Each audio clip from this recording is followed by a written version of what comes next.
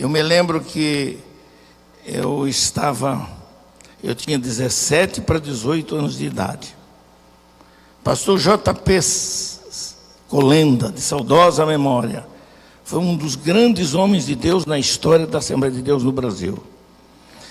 E ele tinha recém-chegado na cidade de Blumenau, Santa Catarina, para visitar o estado onde ele foi missionário antes, e estava vindo da Alemanha, porque Deus o mandou logo após a Guerra Mundial.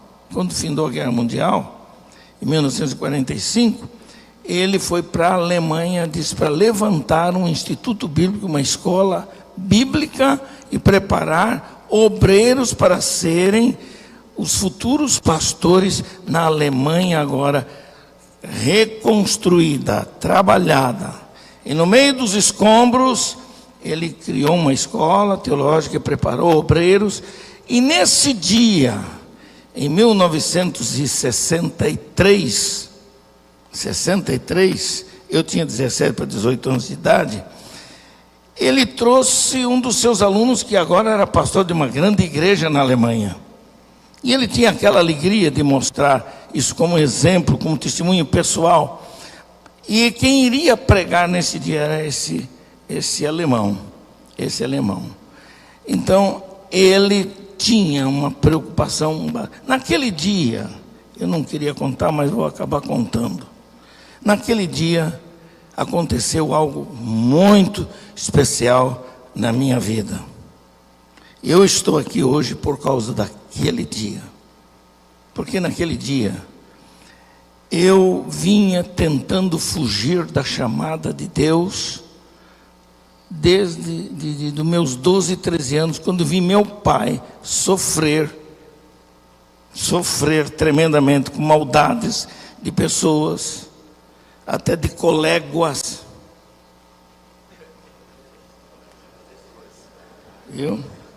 Até desse tipo de gente sofrendo. Eu propus no meu coração, não quero nunca ser pastor na vida. Nunca saí da igreja, nunca me desviei. Pelo contrário, me dediquei à igreja na música, fui maestro, fazia arranjo musical, gostava de cantar, tocava alguns instrumentos musicais. Era aquele adolescente meio maluquinho assim, fazia de tudo um pouquinho e tal. Mas quando alguém se levantava para pregar e falava de missões, eu dava no pé. Gravei sim.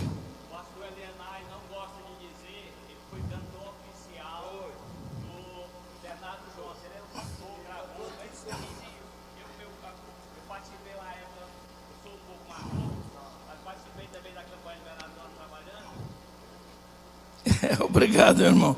Na verdade, se eu cantar hoje, vocês não vão querer me ouvir, porque a minha voz não é mais a mesma coisa. Mas Deus me abençoou, eu fui o cantor oficial, que trabalhei 10 anos com o pastor Bernardo Jones, fazendo cruzadas. Inclusive a cruzada, uma grande cruzada que foi feita em São Luís do Maranhão, na década de 70, em São Luís do Maranhão. Muito bem. Naquele dia, irmãos, naquele dia, o pastor Colenda foi passado do púlpito para ele e disse: só que eu não vou pregar hoje para vocês, eu posso pregar outro dia. Hoje quem vai pregar é o pastor fulano de tal, que era o alemão que ele trouxe, que não sabia uma palavra em português, não conhecia nada. E o coral jovem da igreja, eu era um maestro com a orquestra, cantou um hino, e a glória de Deus desceu sobre a igreja. Eu me emociono ainda hoje. Tal a manifestação da glória de Deus naquele momento. Muito bem, terminou do coral cantar, e aquela coisa, aquele ambiente de glória a Deus na vida do povo. Eu saí dali com uma coisa na minha mente: para que ser pastor? Eu posso ser um bom maestro. Eu posso me dedicar à música na igreja. Não tenho que ser pastor algum dia, só porque meu pai é pastor. Não. E então me aconteceu uma coisa. Eu saí pensando assim, me assentei. Aí o pastor Colenda anunciou o pregador. O pregador parece que estava meio a ser travado por algum tempo, que não falava línguas. Começou a falar em língua e não parava mais de falar em língua, e punha a mão assim. Era um homem de uns 2 metros de altura, e ele andava de um lado e andava para o outro, e o pastor J.P. Colenda esperando para ele passar aquele momento, para ele começar a pregar. E ele não conseguia. E de repente, eu gosto dos de repentes de Deus. Os de repente de Deus são coisas fantásticas. De repente, este homem, falando em línguas, fala em português, mas não sabia uma palavra em português. Pouquinhas palavras, mas o suficiente para a igreja saber, e principalmente para o jovem Elienay saber.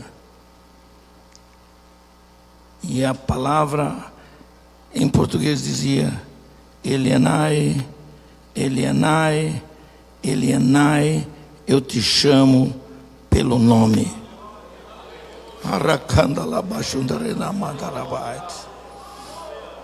Pastor J.P. Colenda perguntou: quem é Elienay? Ele é filho do Osmar. O Osmar era meu pai, que morou na casa dele como evangelista solteiro. Ele disse: vem cá, rapaz.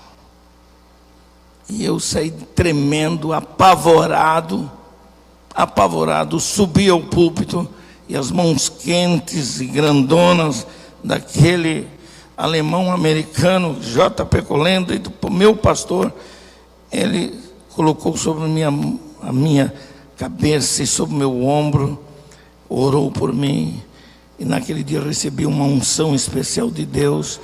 A vocação foi reativada na minha vida, só para dizer que Deus ainda fala de muitas maneiras.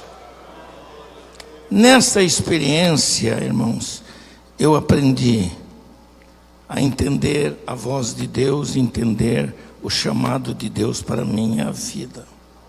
Eu poderia dizer muito mais coisas sobre isso, não sei por que eu tinha que falar sobre isso hoje.